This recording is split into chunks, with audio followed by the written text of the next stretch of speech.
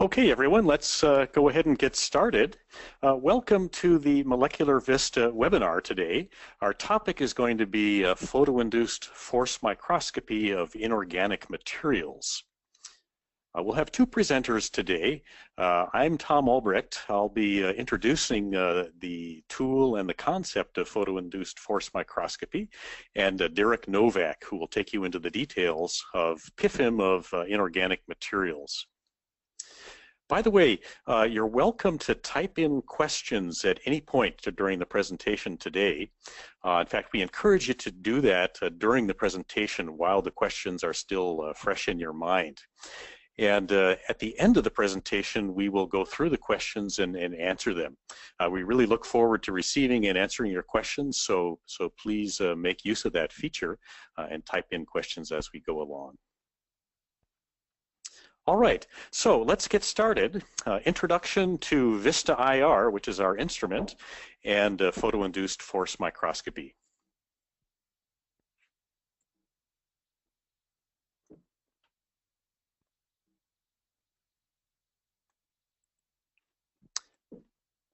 All right, a word or two about our company, some of the key people and founders and so forth. Sung Park is our Chief Executive Officer, and he was a co-founder of Park Scientific Instruments, which was acquired by Thermo Instruments in 1997.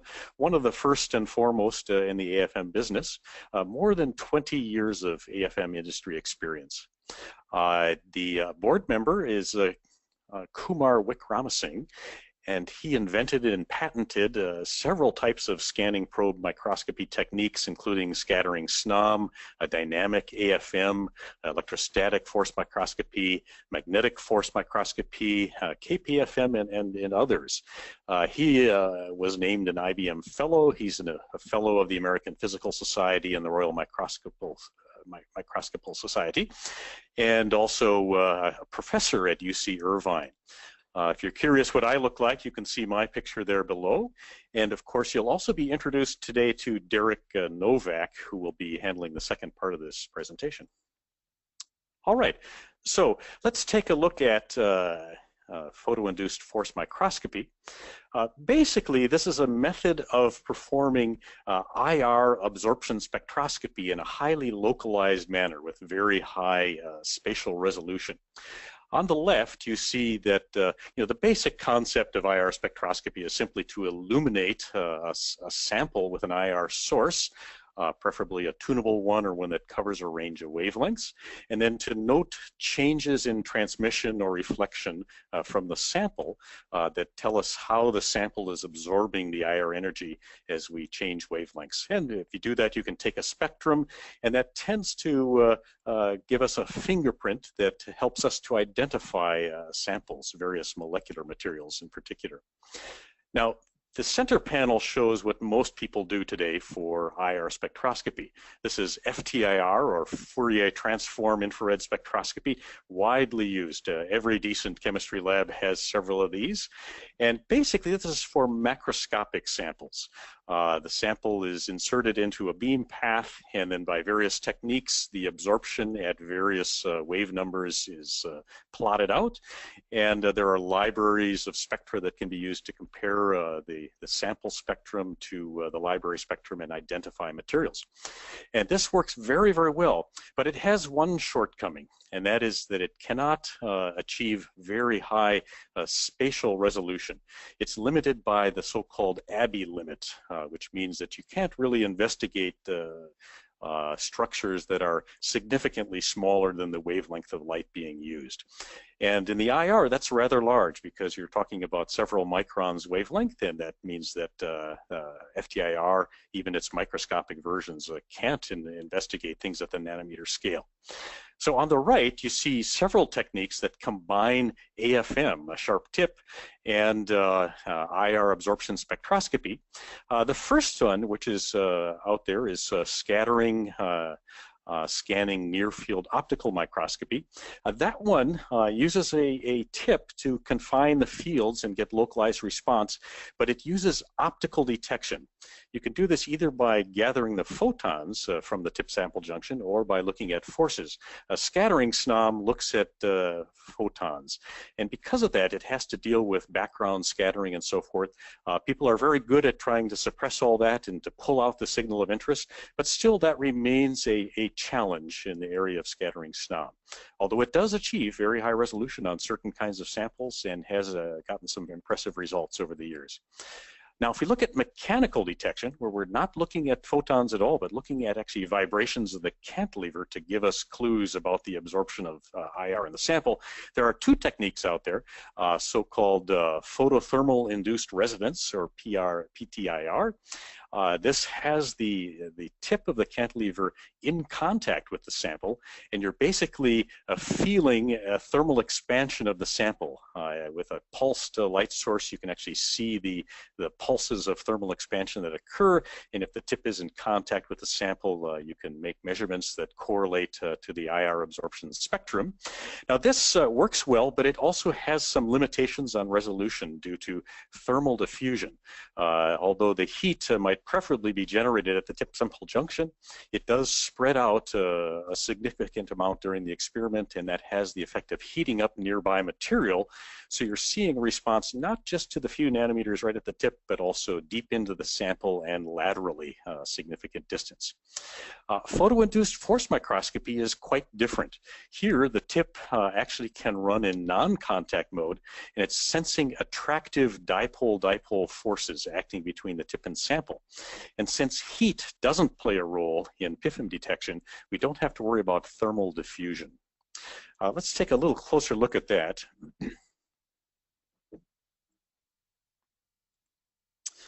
Okay, so infrared photo-induced force microscopy, or IR-PiFM for short.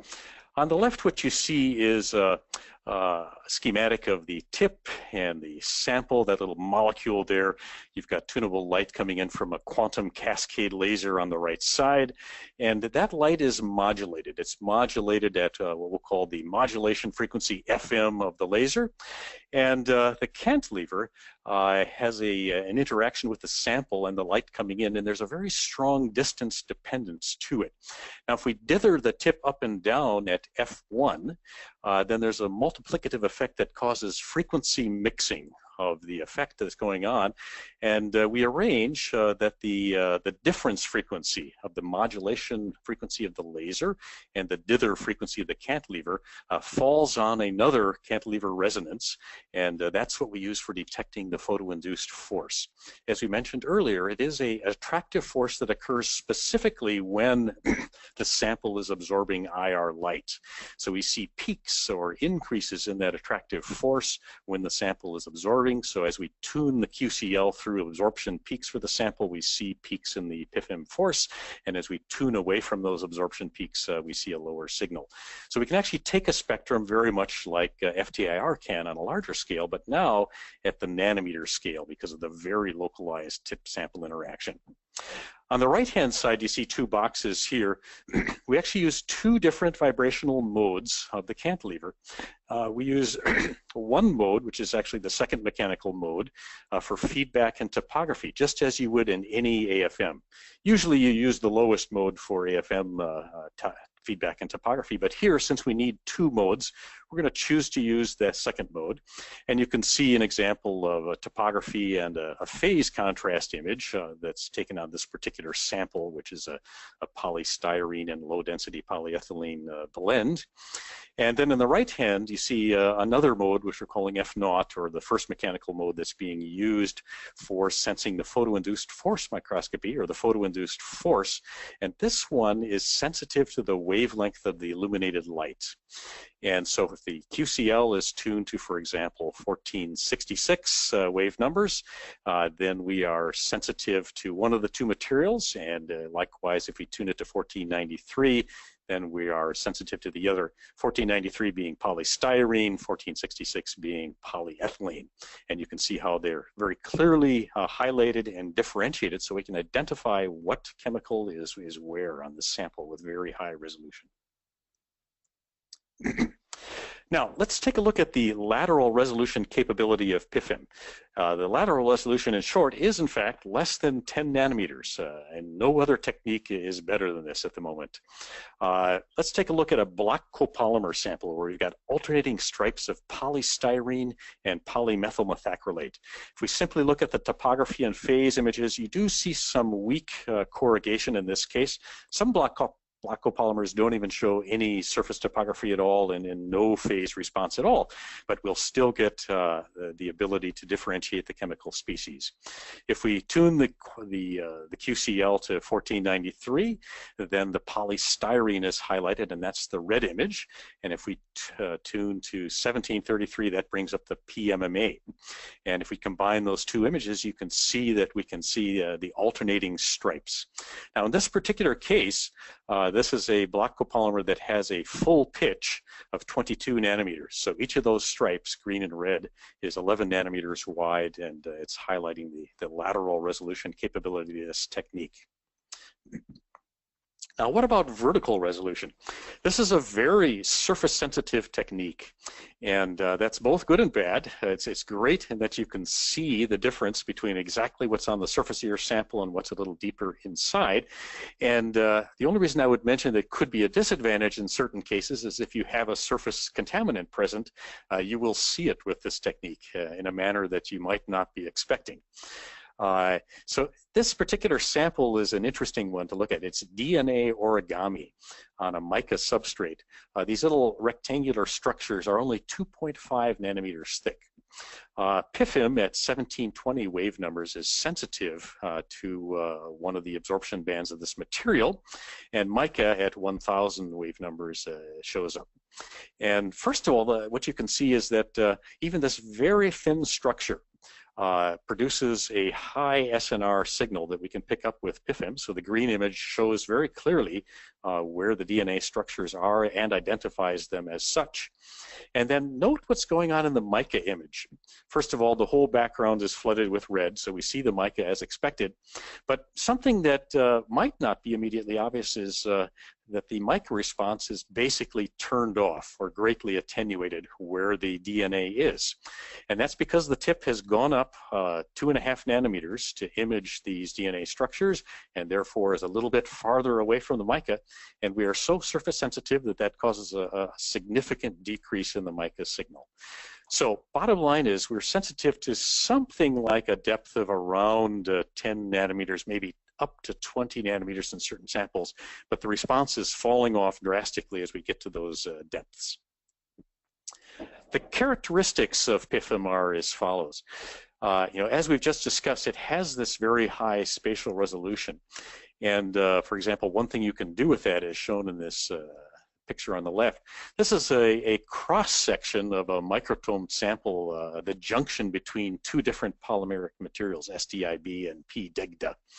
And we've taken a sequence of spectra across this junction. If we zoom into this little section right here, and the spectrum can be plotted at each of these points, and you can watch how the absorption peaks are changing as we pass from the one material to the other material. Each of these individual points, or these spectra, are taken only 12.5 nanometers across, and you can see that there are significant changes, and we can really gauge how the material shifts as we cross this boundary. As we pointed out in the last slide, we do have the surface sensitivity, so keep that in mind. And the third thing I want to mention is that we have this ability to take hyperspectral images, or hyper as we call for short. And this is a really wonderful acquisition technique that basically takes a full spectrum at every pixel of the topographic image. And then by looking at the response at various wavelengths, you can see how the different materials are mapped to different locations on the sample. So for example, in the set of images you see there, the upper left in black and white is topography. This is a perovskite organic solar cell material. And then at various different wave numbers, you see very different structures being highlighted, which could be used to identify the individual chemical components of this highly nanostructured material. It's a 256 by 256 image, and this can be acquired in 1 to 2 hours. And then you've got the full set of Wavenumber images for this material. If you take an image at just one Wavenumber, it only takes, say, a minute or so, similar to a typical AFM image. Now, Derek's going to go into inorganics, which is the primary focus of today's webinar, but we'll just in passing here mention some of the other things that this is good for. And of course, lots of organic materials, which are sort of the first thing that comes to mind when you think of a technique like PFM. For example, on the left, if you want to look at hydrocarbons, there's a little star structure of a methyl ester, very thin. It's also one that has sort of a high vapor pressure, so if you heat it up too much, it actually leaves the sample. We were able to image this with by using a low enough power and still have a good signal-to-noise ratio to see the chemical signature and the absorption peak at 1463, which is a CH scissoring mode. Hydrocarbons, you can think of, for example, oil shale. Lots of beautiful images we have on oil shale samples that reveal the detailed structure and chemical mapping of that, obviously commercially very interesting material. Polymers, you've already seen some polymer examples here, but we have many other examples. This particular one is a pharmaceutical blend of 3 components, and we're easily able to see the 3. Pharmaceuticals, polymer blends and interfaces, block copolymers, and so on. You can read the rest of them there. And naturally, biologic materials come to mind as well. You see the image of collagen, and we can take spectra at different points in this image and draw conclusions about the absorption associated with the amide 1 and 2 peaks, and investigate its microstructure that way. DNA, you already saw, RNA, proteins, peptides, cells, and tissues as well. So all of those are materials that can be investigated. And you can also look at nano-photonics, for example, plasmonics. This case here is simply evanescent waves coming through a gold thin film. The sample is illuminated from below at high NA, and you can see the surface plasmons that are excited by that with our technique. Or another case, looking at gold nanoparticles, you can see sort of the antenna effect. On the left, you've got the ends of the structure highlighted as the intensified fields there are viewed. E-field mapping, for example, on surface phonon polaritons. This is hexagonal boron nitride nanotubes, and it's a very interesting physical effect that occurs in these materials at certain wave numbers of absorption. So, for example, at 1450 wave number, you get sort of a periodic structure, a standing wave of energy that you can see with photo-induced force microscopy. And finally, you can do a direct imaging of fields, for example, just focused light. In this particular case, coming from below at high NA, that results in some in-plane propagation components, which have vertical E-field components at 2 points, if you go through the calculations and model this. And in fact, we can see that. This type of effect is also used, for example, to look at the intensified fields from near-field optical structures like the heads used in heat-assisted magnetic recording. So those are all the types of different things that we can image. The instrument itself, we call it the Vista IR. You can see the picture of it there in the upper right, and then some schematic diagrams. Basically, we have quite a versatile system here. For one thing, we have optical access to the sample from many different directions, from the top, from the bottom via multiple ports, or from the side via an off-axis parabolic mirror. That parabolic mirror is built right into our head with its own XYZ actuator so that we can precisely position the focus of that mirror at the AFM tip. We have a controlled environment here with a vacuum cover. You can obviously image in ambient air without the cover, which is the most convenient, but there are times when it's nice to use controlled gases like dry air or nitrogen or argon to sort of eliminate spurious IR absorption associated with water vapor in the air.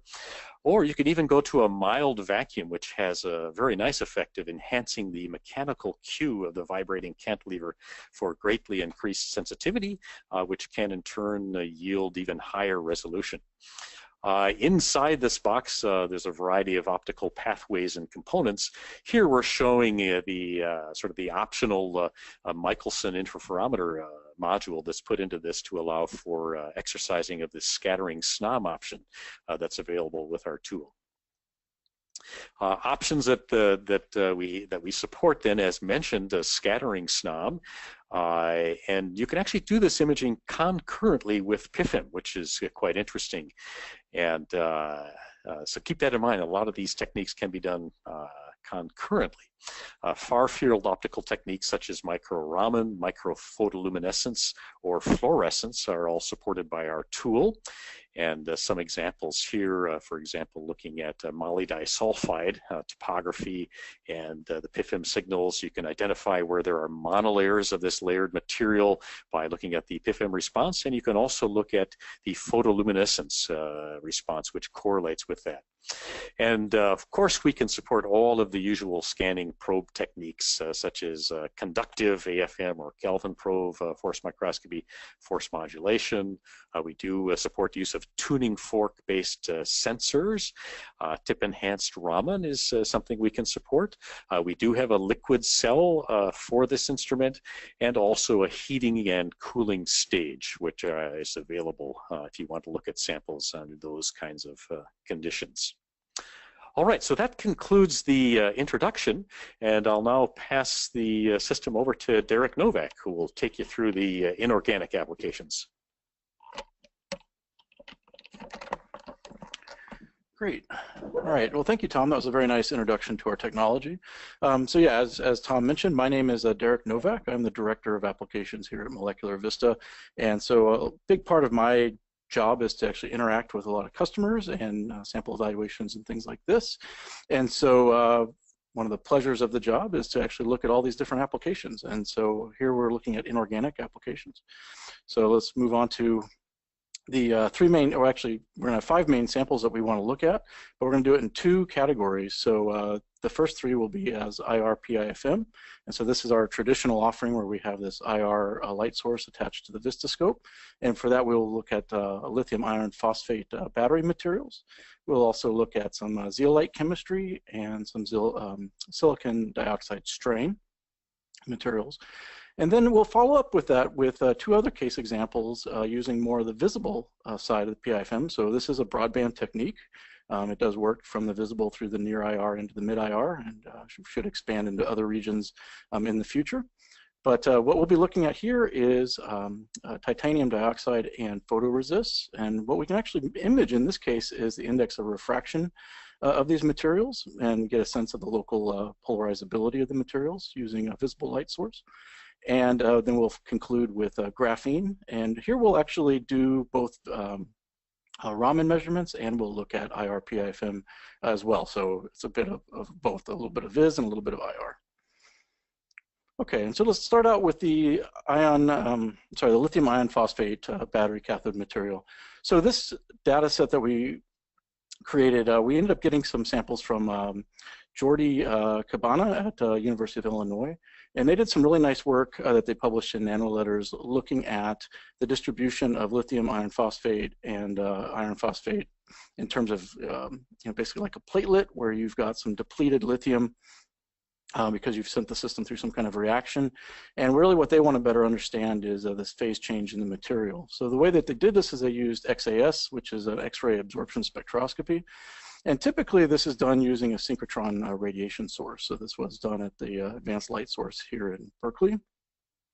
And so what you can see in the results, the main picture that I have on the bottom left-hand side, is that the blue is representing areas that are high in just iron phosphate. So these are actually low lithium concentrations along the edges. And in the center where you see the more of a red color, this is where we have high concentrations of the lithium. And so this gives them an idea of how these platelets or particles are being depleted. And so what we did is we studied the same system in the PIFM. And so here what we've done is laid these platelets down on a silicon substrate. And so you see the traditional AFM topography in the upper left-hand corner. And then you see two fixed line PIFM images at 941 wave numbers and 1054 wave numbers. And if you correlate this with the FTIR graph below, you'll see that the 1054 is highlighting regions that are lithium rich, or where we expect there to be lithium iron phosphate. And at the 941 line, we're seeing areas that are actually somewhat depleted in the lithium. So now we can combine those two images. We end up with this combined image with the lithium iron phosphate highlighted and the iron phosphate highlighted, and you see we get a very similar result to what was shown with the XAS results, where we're seeing depletion around the edges of the platelets. So a very nice confirmation. You know, one thing that's really exciting about looking at this particular sample is how we actually went about doing it. So as Tom had mentioned in his talk, that you know, we have this hyperspectral imaging capability, and so the way we went about analyzing these platelets is we actually started with the hyper image, and we found regions in the hyper that showed material contrast, and that then pointed us to the 941 and the 1054 wave number positions, and that's where we ended up with the fixed line images. But the nice thing is we never had looked at the FTIR, you know, the published FTIR results to start, and so we came to the same conclusion as what was published in FTIR by using this hyperspectral image. So what was really nice about it is it's just kind of this case study of starting with a sample where maybe you know nothing about it, and using the hyper as a way to start investigating your sample, since you are going to get a spectrum at every pixel. Okay, and then to move on to the next example, we're looking at zeolite chemistry, and we'll do this also with the IR-PiFM. And here what we're looking at is you know, the zeolite frameworks, and we want to learn more about how those frameworks are interacting with each other based on the concentrations of silicon and aluminum. But you know, what really drives wanting to look at zeolites? I mean, zeolites are used as catalysts in chemical reactions. They're used as absorbents for different storage techniques. They can be used in niche applications such as drug delivery, nuclear waste removal, things like this. Currently, there's a global demand for zeolites, particularly this ZSM5 framework for petroleum refining and basic bulk chemical manufacturing. So this is also a very nice case story that goes along with this, and the fact that the group that brought us these samples actually had come to just visit and evaluate our instrument. And what they did is they brought enough of these different zeolites that we were able to do a comparison study over a couple-day period, and this actually resulted in a submitted publication. That's pending acceptance. But let me go ahead and walk you through what we found when we were looking at their samples. So the point spectrum PIFM you see on the left-hand side, and what we're looking at is an evolution of this 1100 wave number peak. So it starts out as a very well-defined peak with pure silicon, just slightly shifted off of 1100 towards the 1200. And then as the aluminum is added as a mixture into the zeolite film, what you're seeing is a peak splitting. And so as that ratio of aluminum continues to increase, you get more of a kind of a doublet nature in that 1100 peak. And so we're going to use this as a methodology to kind of further study and understand the nanostructure of these zeolites. So if we move over to the high resolution imaging on the right-hand side, we picked one specific sample. This was the silicon aluminum where the ratio is at 45. And we're actually imaging at 1100, and we're seeing that peak intensity you know, as a function of location in that sample. And then we actually see regions where the zeolite is effectively inactive, and that's these kind of blue kind of nodules, if you will, or bumps down at the very bottom of the image. So these are areas where basically the zeolite is not reactive at all. So this zeolite was processed for 4 hours with methanol, and a reaction that's done at about 623 degrees Kelvin. And the idea is that we're going to end up creating hydrocarbons on the sample surface of the zeolite. So these were both these images are of the same sample, and so it's already post-processed, but you are seeing where we're highlighting the framework, and then we're highlighting the product of that hydrocarbon, so this carbon-carbon stretch that we're seeing at 1480 in the bottom image. So like I said, this was a nice example of the customer being able to come use the tool, spend a couple of days, and be able to get enough data from the instrument to produce a nice publication, and they were able to take all these images on their own, unassisted by the staff at MVI. Okay, let me move on to the third in the IR-PiFM. So this here we're looking at silicon strain. And so let's put an importance on why we're interested in silicon strain. So silicon strain allows for improved electron mobility. And so this is a big driver in the semiconductor space, especially CPU, GPU performance. So we want better chip performance with lower energy consumption, and of course that is something that's been driving the computer industry for a long time. But basically what's going to happen is when you have a boundary of silicon germanium next to the silicon dioxide, you're going to create a strain because the lattice spacing mismatch, and so the silicon will actually try to stretch itself to match the lattice of the germanium, the silicon germanium. And so that's what we'll basically try to image. We'll see a peak shift because of that. This sample was provided by Sematech and through NIST.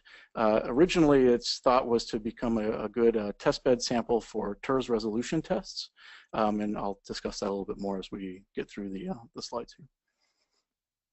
So just to start out, we looked at two different areas. We looked at a 200 nanometer pitch area where basically we're defining 200 nanometers being the spacing between silicon germanium lines. And if we start off on the topographic image on the far left-hand side, you'll see these white stripes running vertically in the image. Each one of those stripes is a silicon germanium line. And then in between, we have the silicon dioxide. And so we used our the tunability of our QCL laser to find a peak where the silicon germanium was lighting up. This was at 900 wave numbers. This isn't necessarily a accepted peak for silicon germanium to show up, but we are seeing contrast there, and we're attributing that to some kind of either process defect or something that was introduced into the system through the processing of the sample. But that's okay. So that gave us a nice indicator of where the silicon germanium is. And then if you look at the image on the far right, then we're looking at the silicon dioxide stress, or basically the response at 1113 wave numbers. And so as the system undergoes more and more stress, we start to see a shift of that spectral peak. And so we'll highlight that a little bit farther as we go. But what you can see is when you have this tight spacing, this 200 nanometer pitch, there's not enough room or space for the silicon dioxide to fully relax. And so the bottom line graph you see underneath the red picture highlighting silicon dioxide, that shows basically the silicon unable to relax between the silicon germanium lines. But then as you get far enough away, you actually do see it fully recover. And so that PFM signal at 1113 does fully recover, and we see that relaxation length to be about 400 nanometers. And this was in very good agreement with the measurements that were required at NIST as well. So just to kind of look at a different perspective, if we flip that PFM profile, we can actually think about the problem in terms of increasing strain. So we can see that the strain is basically increasing as we get closer and closer to the germanium lines, and then decreasing, as we get away from those boundaries. And then eventually, when there's no complementary boundary of the silicon germanium, it can fully relax. So we looked at this again at 1,000 nanometer pitch, or a 1 micron pitch, and you can see that verified in the topography that the silicon germanium lines are a micron apart. But here what we can actually see is the silicon dioxide does get a chance to fully relax in between the silicon germanium lines.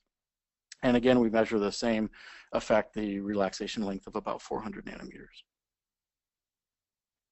So we once again do the same thing. We flip that in PFM profile, we invert that so we can actually picture the problem as increasing strain as we get closer to the germanium lines. And then we overlap that data with the data provided by Aaron Wood and Angie Heitwalker at NIST. So they did TERS results on the same samples. But what they're looking at is this P1000, that's what we're comparing to. These are the black squares in the graph, and then we are the bluish circles. And so the nice correlation between the black squares and the blue circles really shows a nice alignment between the TERS measurement and the PIFM measurement. So don't be distracted by the red dot. That was a pitch spacing of 800, which we didn't actually take a measurement at 800. So the nice thing here was that when I showed this data to Erin, she quickly kind of jumped on the fact of thinking, well, wait a minute, our system is sample resolution limited, not instrument limited resolution, and so that was a nice confirmation for them to see what was going on at the nanometer scale. Okay, and then we can look one more time at the spectral shift that's happening here. And so what we did is this is a hyperspectral image in the upper left, and you can see these two faint gray lines.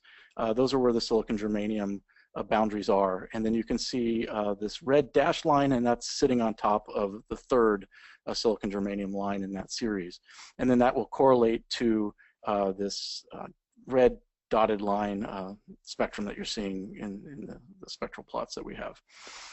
And then what you'll see is if you draw your attention to that spectrum and then you draw your attention to the black line spectrum, you're seeing that evolution between where you're heavily stressed to where you're fully relaxed. So the black is now fully relaxed.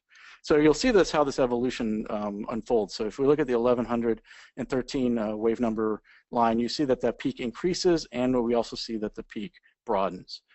If we had chosen to do the prior data with 1133, we would see the same results.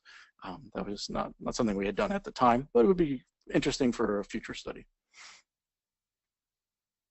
Okay, so now I'm going to switch gears just a little bit and look at a visible response in the PIFM. So this work was done with our collaborators at the CNS at Harvard, so Antonio Ambrosio and Bill Wilson. And so what they had done is they had fabricated a test sample where we're looking at titanium dioxide and a ZEP, or electron beam resist material. And so they go in and they prepare the patterns, and then they lay in the E-beam resist. And during the preparation of the material, you do get a little bit of dimpling effect. You can see that in the topographic chart we have in the bottom left. So you end up with kind of this little bit of a circle and a little bit of a dimpling in the TiO2, or I'm sorry, in the titanium dioxide. And you can see that in the AFM topography as well. So that's in the upper right-hand corner. And then just below for reference, you can see the scanning electron micrograph of the similar result. So what we want to look at here is that the titanium dioxide and the electron beam resist do not have intrinsic absorptions at 532. So this all was done at 532 nanometers of excitation light. And since they don't have any resonances there, really what we're going to be looking at is this local polarizability and its variation due to refractive index change. So if we go on to the PFM results, what we're seeing is the same AFM topography correlating with the PIFM. So these two regions were taken simultaneously. So the PIFM image on the right and the topography image on the left are taken at the same time. And what we're observing in these results is basically the higher index refraction of the titanium dioxide being 2.4 versus the E-beam resistance at 1.56. We're seeing a contrast because of that index refraction change.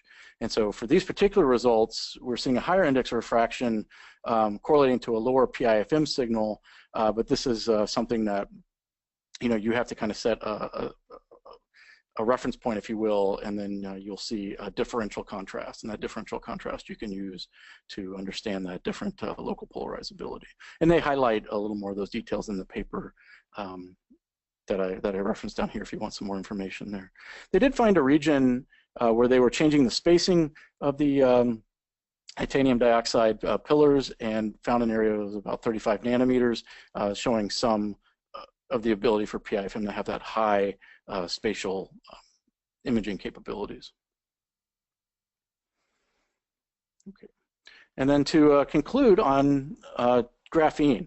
And so here what we're actually highlighting is a couple different capabilities of the Vista scope. So as Tom did a nice job outlining, it's a very versatile optical platform. So we can bring in light of different wavelengths. We can come in from the bottom and come in from the side. We can come in from the top to get to that AFM probe or to the sample. And so what we've done here is we've done confocal Raman on graphene sheets, and we've done both basically a confocal Raman map. So we're looking at 2D bands and G bands of the stacked graphene. And then we also did a PIFM at 800 wave numbers in the same basic region. Now we don't expect any resonances for the graphene at 800 wave number per se, but what we are measuring is the sample's polarizability. So since we have layered materials of graphene, the PIFM signal is increasing and is proportional to the number of these layers. So it's kind of an integer increase for each integer layer that you lay down. So anyways, it just gives a nice example of being able to show, we can do some IR measurements, we can do visible measurements, all in the same localized area of the sample. Of course, one could bring in a tip and try to do TERS here if one has a tip that would respond well for TERS measurements. But yeah, again, just really showcasing the versatility of the instrument.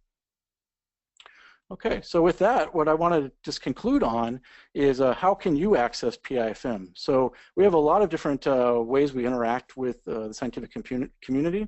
One is through basic collaboration. So we are open to collaboration with researchers.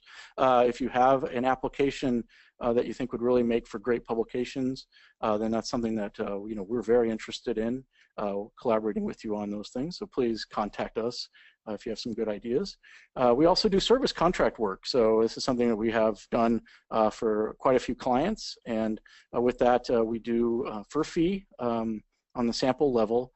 We do a comprehensive report consisting of PIFM images and spectrum, and that's something that we analyze for you. And of course, can do this at the nanoscale level. And so here, of course, we always want to keep full confidentiality where necessary. And then, of course, purchase of equipment. So we are the only company that offers PIFM. And with our PIFM package, of course, you have an integrated AFM head, QCL laser, and all controls to basically make for ease of use to be able to do high resolution nanochemical mapping with our tool. So thank you very much for your attendance. All right, and with that, thank you all for joining today's webinar. Stay tuned. We'll have periodic webinars in the future. And as you know, we'll be at SciEx shortly and doing sample live demos there, which are always kind of fun. So thanks very much and goodbye.